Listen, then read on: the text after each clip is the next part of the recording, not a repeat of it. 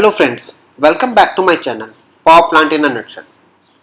I hope you have watched my earlier video on basis of thermal power plant, that is Rankine cycle. In my last video I have covered upon the different processes of a Rankine cycle, that is compression, expansion, heating, cooling. In this video I would be elaborating more on the process parameters, that is temperature, pressure, or different processes by which I can modify the Rankine cycle in order to improve its efficiency. So those who have not watched my earlier video, please go through it, because that video will help you in building a certain concept which will be further strengthened in this video. So in this video I would be covering on the superheat part, then I would be covering on the pressure part, then I would be taking reheating part, and then finally regenerative part of Rankine cycle. And I hope you like this video. So let's start with.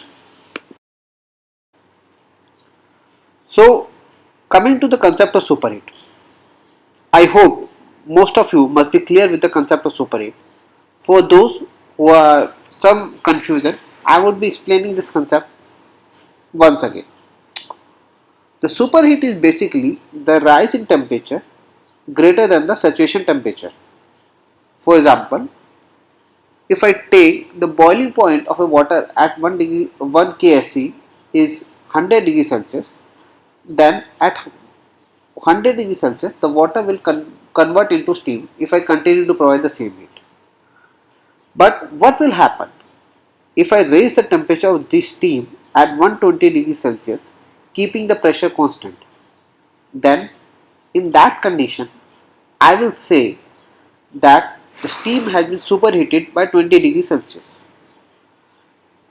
The superheat is just a temperature of a fluid minus the saturation temperature of a same fluid at keeping the pressure constant.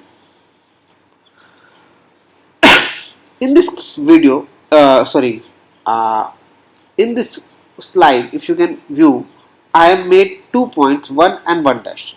The 1 is the initial point and 1 dash is the point when I further heat the steam. Now, as I heat the steam from 1 to 1 dash, my temperature improves. So let's study what would be the effect it will have on the steam turbine or Rankine cycle. One noticeable fact is that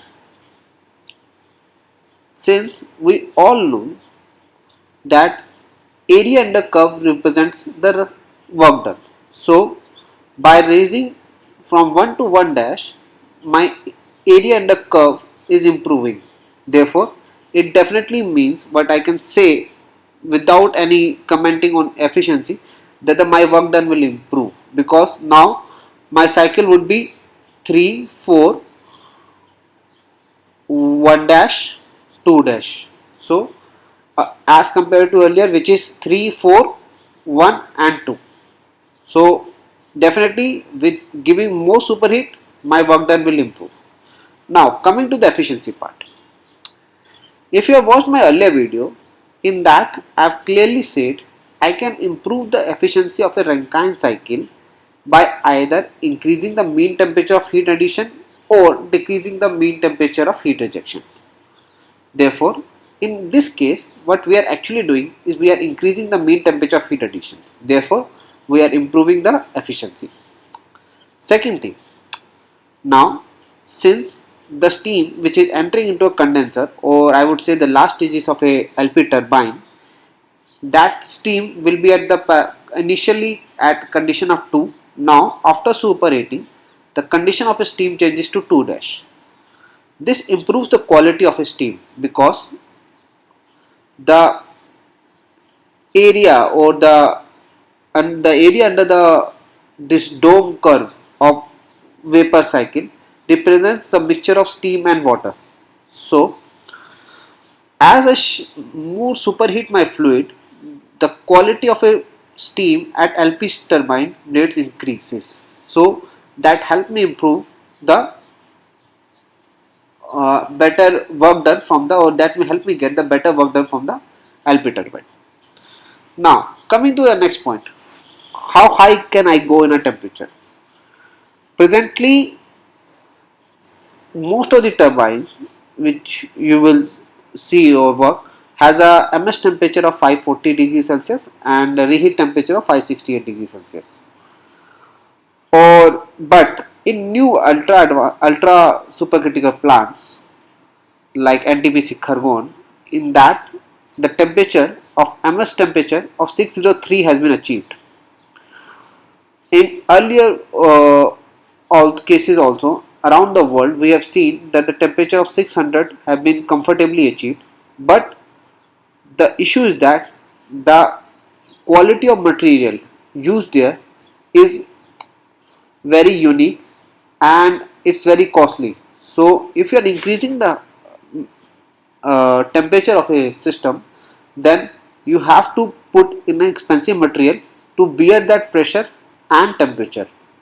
Therefore, nowadays we have authentic steels which are actually coming up to bear that much amount of temperature. And recently, I've heard in news that India is also going for 700 degrees Celsius temperature machine also. So the term which limits the raising the temperature of a fluid beyond a certain point is the metallurgical limit. The metallurgical limit needs to be respected because if there are multiple metal excursions, then the metal may not fail immediately, but the metal may not able to survive the life which it has been designed for. Therefore, with that, coming to the next point, the effect of inlet pressure on Rankine cycle. So let's study the effect of inlet pressure. By raising the pressure from P1 to P2, I am shifting my cycle from 1 2 3 4 1 to 5 6 3 7 5.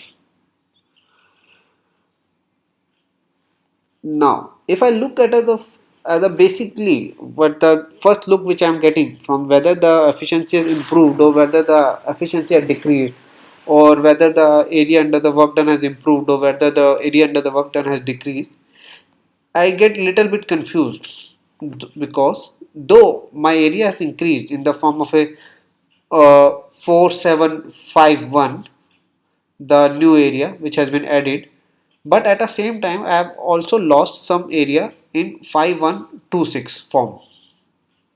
Therefore, it is difficult to comment whether the cycle work done has been improved or whether the cycle work done has been decreased. So let's study in a basic conceptual way. With pressure from P1 to P2, the saturation temperature of a fluid increases.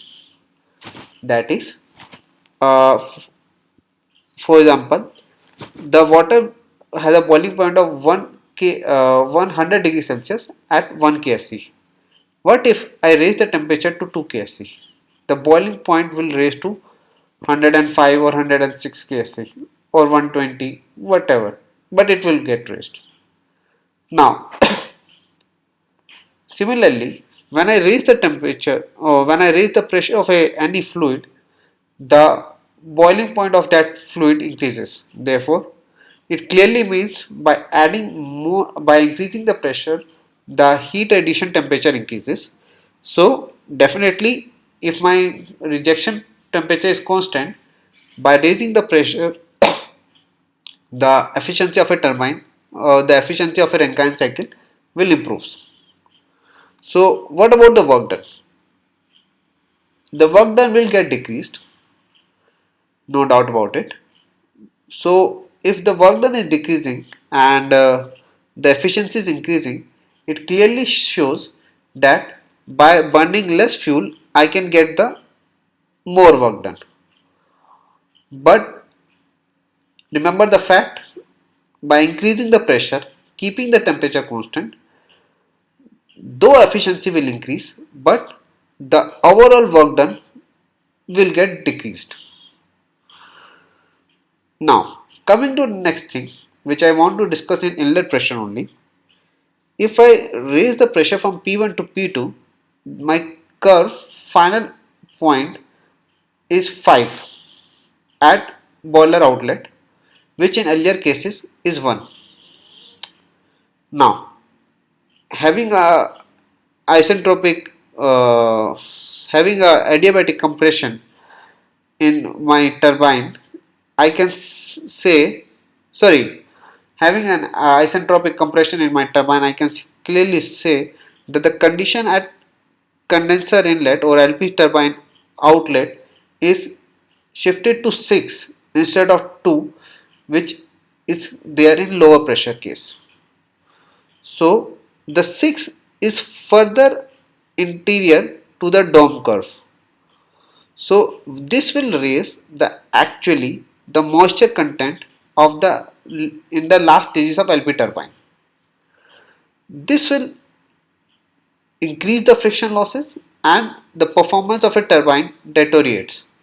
Therefore, it is not at all advisable to raise the pressure of a fluid keeping the temperature constant, because this will actually just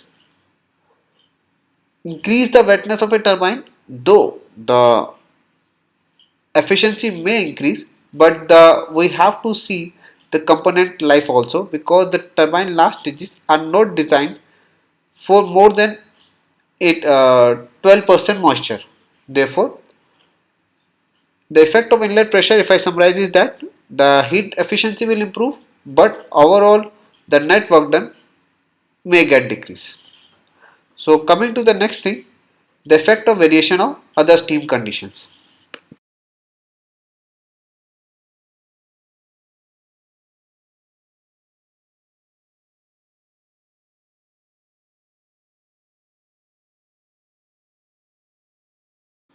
So now let's study the final concept of today, that is the effect of variation of steam condition. In this I would be discussing on the condenser pressure. Listen to it here very carefully, that whenever I would say condenser pressure decreases, what I mean to say is that with reference to the pressure of absolute. Normally there are two ways to measure a pressure of any liquid, whether we measure it with respect to atmosphere or whether we measure it with respect to the absolute. Normally, if I measure a pressure of a condenser with respect to vacuum, then I would say as the vacuum improves, the condenser efficiency will increase. But if I say with respect to the absolute pressure, I would say as the absolute pressure decreases, the efficiency of a condenser increases. So therefore, the vacuum, I hope you all must be clear with the concept of what do you mean by vacuum and what do you mean by how to distinguish between absolute pressure and how to distinguish between a gauge pressure. So those who are not clear, I will try to cover up the same thing in my next video also. So as the vacuum improves or as the absolute pressure decreases of a condenser, the efficiency of a condenser or efficiency of a Rankine cycle improves, because it only means now the heat is getting rejected at a lower temperature. Therefore, the area under the curve improves and the net work done improves, keeping the fuel constant. Therefore, the efficiency of a Rankine cycle improves. Now, in this video, I thought I would able to cover reheat also, regeneration also, but if I have to explain a particular concept, I have to explain it clearly so that most of you can understand it. And if anybody has any doubt regarding it, please post it in the comment section.